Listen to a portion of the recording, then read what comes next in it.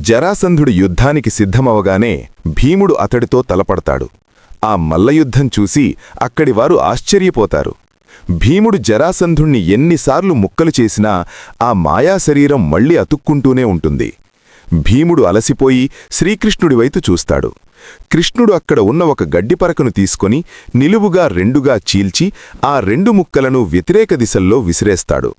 ఆ సైగను గమనించిన భీముడు వెంటనే జరాసంధుణ్ణి పైకి ఎత్తి కాళ్లు పట్టుకొని నిలువుగా రెండుగా చీల్చి ఎడమవైపు భాగాన్ని కుడివైపుకి, కుడివైపు భాగాన్ని ఎడమవైపుకి విసిరేస్తాడు.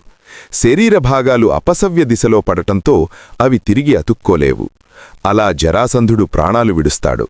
బందీలుగా ఉన్న రాజులందర్నీ విడిపించి వారి మద్దతు పొందుతారు.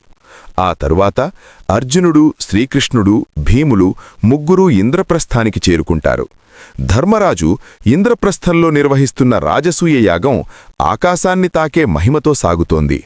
ఆ యాగం యొక్క వైభవం, సంపద, పాండవుల కీర్తి గాలికన్నా వేగంగా హస్తినాపురానికి చేరుతుంది. ఆ వార్తను శకుని స్వయంగా దుర్యోధనుడికి చెబుతాడు. దుర్యోధనుడు ఆ వార్త విన్న క్షణమే అతని ముఖంలో ఆనందం కాదు, అగ్నిలాంటి అసహనం ఉప్పొంగుతుంది.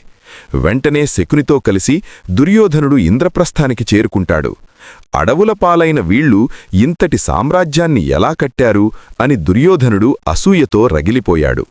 యాగం ఘనంగా మొదలైంది. అక్కడ ఉన్న వేలమంది రాజులలో ఎవరికి మొదటి మర్యాద, అగ్రపూజ చెయ్యాలి అనే ప్రశ్న వచ్చింది.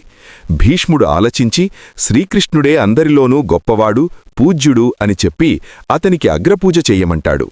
సరిగ్గా అప్పుడే ఒక సింహంలా గర్జిస్తూ, అసలు కృష్ణుడెవరు? అతనేమైనా రాజానా? నీతి నియమాలు లేనివాడికి ఇంతటి గౌరవమా? భీష్ముడు ముసలివాడై బుద్ధికోల్పోయాడు.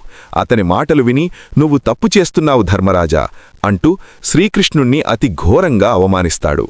ఎవరు అని అందరూ వెనక్కి తిరిగి చూస్తారు.